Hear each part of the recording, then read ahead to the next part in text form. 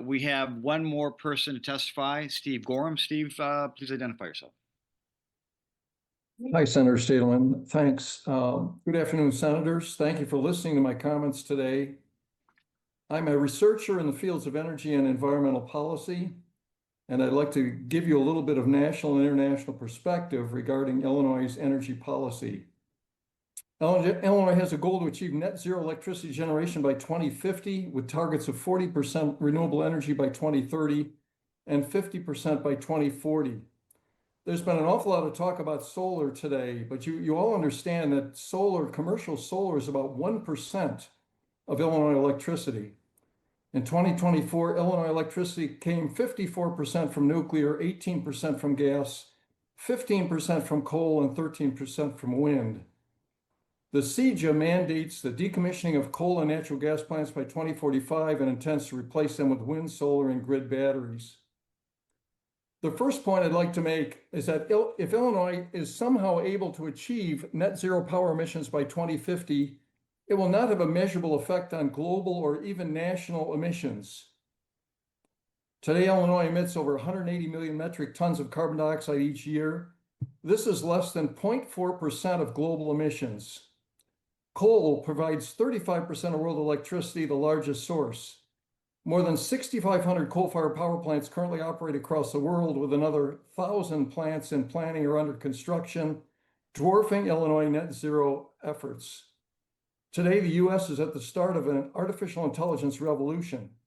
Amazon, Google, Microsoft, and other firms are building new data centers and upgrading data centers to run AI.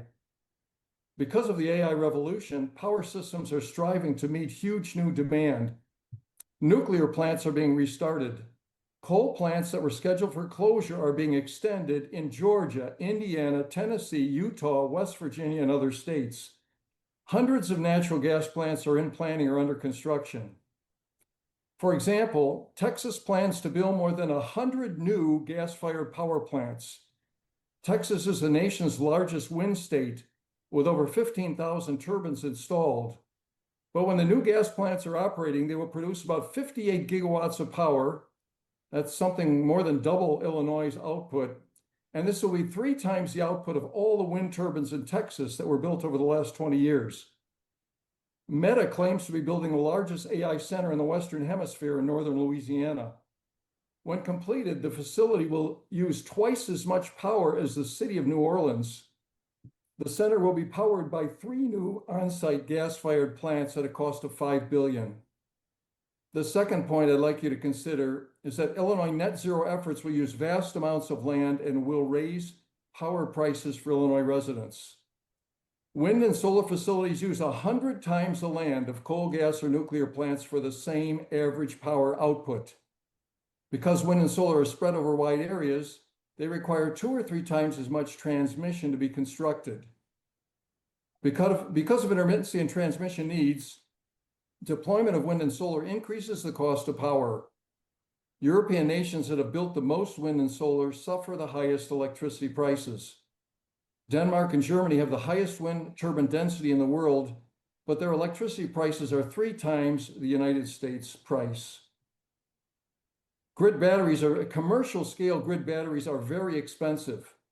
According to the National Renewable Energy Laboratory, batteries to back up intermittent wind and solar systems for just 24 hours cost 10 times as much as the renewable system itself.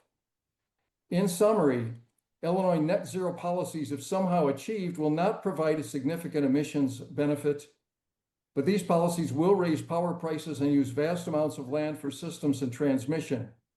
Rising power prices will hurt residents and businesses and cause industry to select other states for investment for no tangible environmental benefit. And I'd be happy to take a few questions if you like. Thank you, Steve. Let me just ask you a question. Even if you're not concerned about emissions, many other countries are taking advantage of the growth in jobs and economic development with clean power, clean energy sources and generation. Are we missing that opportunity if we don't continue down this path? Well, that's an interesting comment, but I guess you can always fund jobs to do something, but if it raises everybody's power prices, I don't think that's very smart. Let me give you another example. Tesla, Elon Musk's Tesla is a leading provider of solar systems and grid scale batteries. But they just built the Colossus XAI supercomputer facility in Memphis, Tennessee, and they put in 35 on-site gas turbines to power it. They didn't use solar and they didn't use batteries.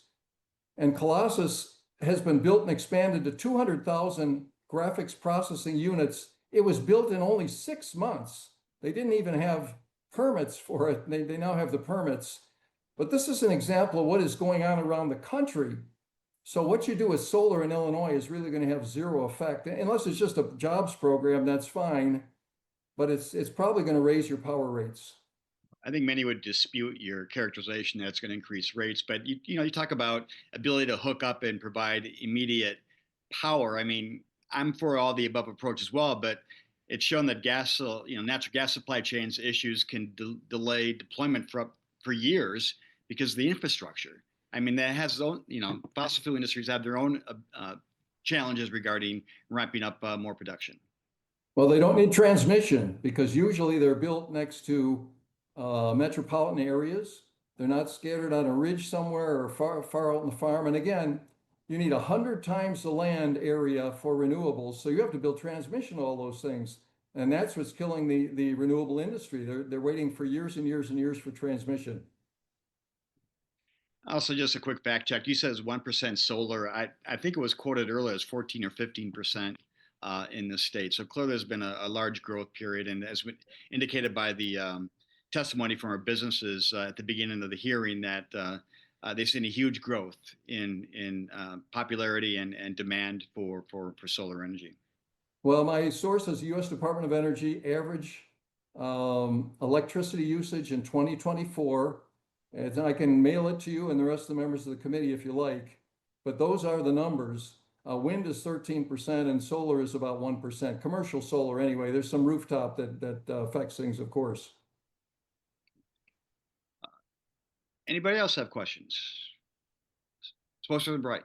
Yeah, I would, up to your point, Chairman, I think we heard from a lot of the testimony that the popularity that you just mentioned might not quite be there if the subsidies are not there.